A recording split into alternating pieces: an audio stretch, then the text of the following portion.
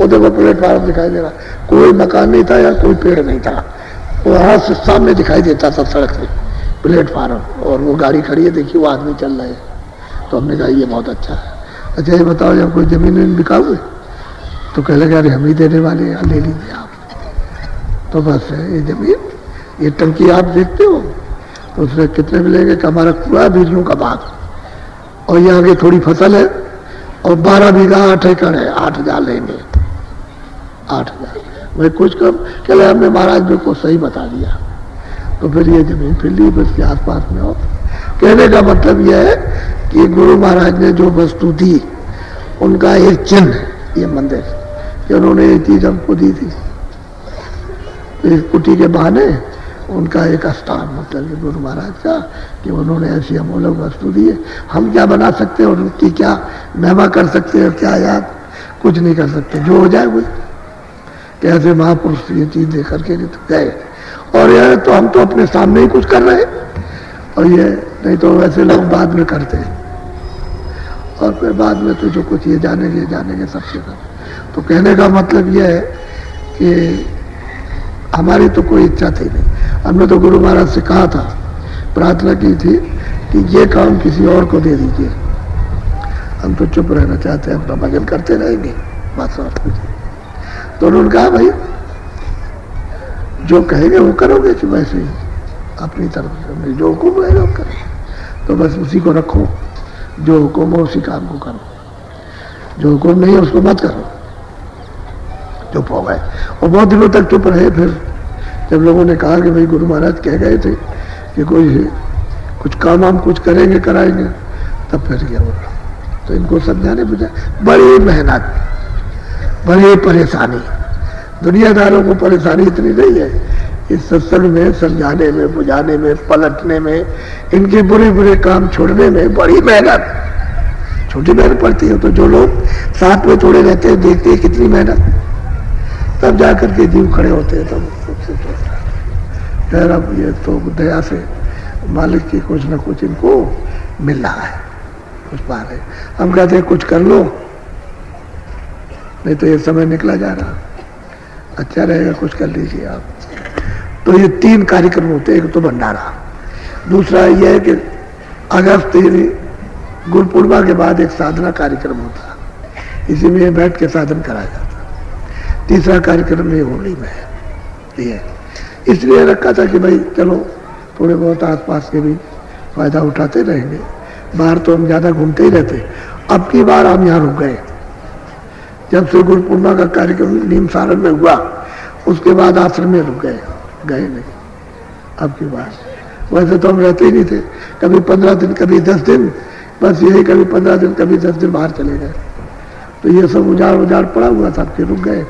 तो अब की मंदिर में भी कुछ कार्यक्रम हम चाहते हैं कि लोग मंदिर में बैठ करके कुछ भजन भी करें, कुछ ध्यान भी करें, कुछ सत्संग भी सुने। बरसात आती, जाड़ा आता है, बैठने की जगह नहीं रहती है, इसलिए मतलब है कि इनको उससे जो सेवा करते हैं इनको उससे परमार्थी लाभ हो जाए। तो आप ये समझिए मेरा तो कोई खर्चा है नहीं, मेरे पास तो कोई माल है नहीं, मैं कोई बीड़ी नहीं पीता, कोई तंबाकू नहीं खाता, कोई सुपारी नहीं खाता हूँ, कोई पान नहीं खाता। दूसरा ये मैं कोई कपड़े खरीदता नहीं, मुझे ये जो लिया करके देते थे पहले, मेरा तो कोई खर्चा नहीं, सूखी रोटी खाता हूँ।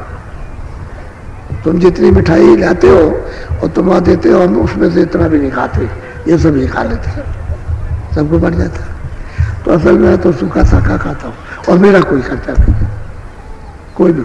अगर मेरा कुछ खर्चा भी खाने पीने का रहे तो मैं उससे ज्यादा मेहनत करता हूँ। अब भी खेत में मेहनत करता हूँ, खेत में फरुआ चला रहा, खेत की गुड़ाई करूँ, अब भी उसमें कुछ बोझ कि मैं तो करता ही रहा, तो मतलब उतना तो मैं कर ही लेता हूँ उसमें। तो मैं तो अपने स्वयं अपने भरोसे पर, यानी शरीर जितना चल सके उतना करूँ, तो मैं मेहनत करता हूँ आपके साथ, ये बात। तो मेरा कोई खर्चा नहीं, मेरे पास कोई माल नहीं, और मुझे जो कुछ भी आप दोगे मैं अच्छे काम में लगा देता हूँ। मैं किसी का पैसा कोई भी अगर कुछ भी कोई देता तो मैं बुरे काम में लगा नहीं सकता, अच्छे काम में लगा देता, उसी में लगा देता, ताकि लोगों के काम आ जाए, यानी जो संगत आएगी उसके काम आ जाए, बस ये तो मेरा कोई खर्च नहीं, मेरे पास कोई अमाल हो तो खर्चा, तब तो ठीक है, मेरे पास कोई अमाल नहीं। समझ गए? जैसे लोगों को अमाल लग जाता है बीड़ी तम्बाकू इसका उसका, तो मेरे पास कुछ नहीं बस। तो बस ये सादी जिंदगी, सादा रहना चाहिए और क्या। और मैं तो हमेशा ही सोचता हूँ कि अगर कोई एक काम संभाल ले तो छोड़ के भगो यहाँ से, इसमें कुछ नहीं रखा सिवाय परेशानी के, इसमें कुछ बहुत परेशानी होती है जीवों के लिए। तो ये गुरु महाराज का जो आदेश है उसका पालन होगा, जो हो सकता होगा।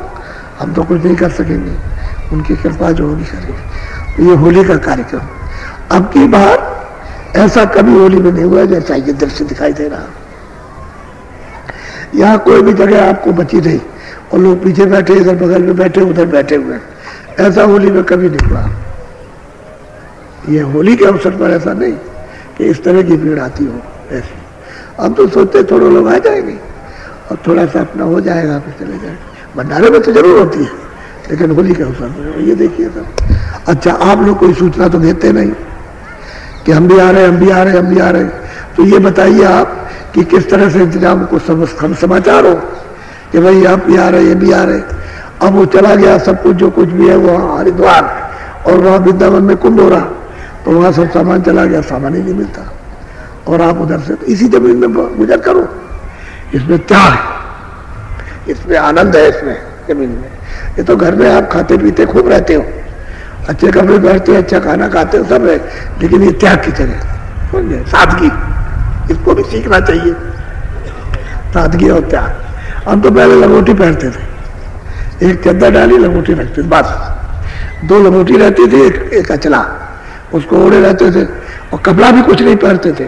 ये तो आपके बीच में आए तो धोती पहनने लगे, नहीं हमको क्या शर्म, कुछ नहीं, हम तो ऐसे रहते ही थे। हमारे लिए क्या, हम तो मतलब बहुत दिन तक रहे थे। ये तो जो हम स्वामी जी के पास आए तब भी वैसे ही थे। तो हमको कुछ जब होते बच्चे इनके बीच में आता हूँ तो कपड़ा पहनता हूँ कि जरा सा अच्छा नहीं रहेगा, नहीं कुछ नहीं, त्याग भी होना चाहिए। तो जब कभी 2 दिन 4 दिन तपस्या होती है कि चलो भाई, इस तरह का व्रत होता कि चलो जमीन में लगाएंगे, नहीं कुछ में लगा ऐसे जाएंगे, तो ये तो कभी कभी ऐसा होता। तो सब चीज को बर्दाश्त करना चाहिए, इससे आपके कर्म साफ होंगे, भावना आपकी अच्छी होगी, आपका मेल कटेगा, मन बुद्धि चित्त जो है वो होगा। नहीं ये समय कहाँ मिलता है, ऐसा माहौल कहाँ मिलेगा इस तरह का। तो आदमी को ये नहीं कि हर वक्त वही सोचता है कि हमको ये चीज मिले वो मिले, ऐसा नहीं, कुछ ऐसा भी हो।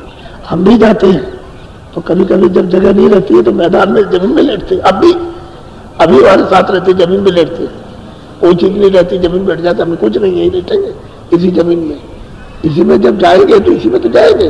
तो हम भी लेटते हैं इस वक्त, जबकि सब हम किसी से कुछ कहते हैं सब साधन आ जाए, लेकिन कुछ नहीं, जंगल में गए वो जमीन में लेटते, उसका तुम भी लेटो।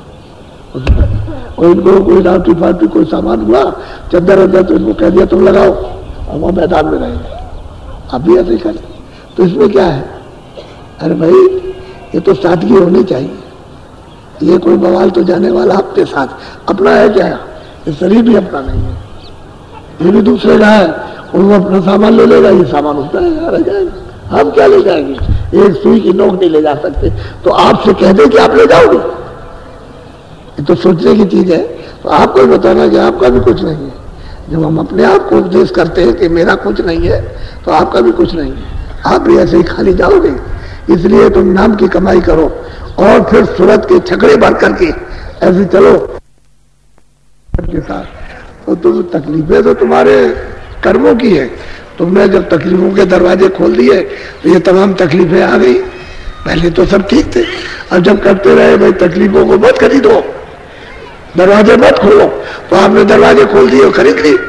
अब जब घर में घुस गई, इस मनुष्य शरीर में निकल नहीं रही है, तो आप सुनते नहीं तो मैंने तो सब कुछ कहा, तुमको तो सब अब याद आ रहा है कि बाबा जी सब कुछ कह चुके, सब कहा कि आगे समय कैसा आएगा, ये कैसा होगा, सब कुछ कहा, तुमने छोड़ दिया। अब तुम कहते हैं जो है देखो आप भजन कराना और कोई बात नहीं करनी। तो इसलिए आज होली है, जिस जमीन में बैठे हो उसकी जरा सी राज, ये तो कहते हैं कि वो अयोध्या कड़कड़ राम है, कहते हैं अयोध्या में जितने सरजू जी के रेती के कड़ है वो सब राम है। आप दूसरा क्यों समझते हो? सगल भूमि गोपाल की, कहते हैं गोपाल की भूमि है, तो आप अलग अलग क्यों समझते हो कि उसकी है, वो उसकी है, वो उसकी है? ऐसे ही लड़ाई झगड़ा करते हो, सब कहो कि सब उसी की है, तो ये क्यों नहीं कहते?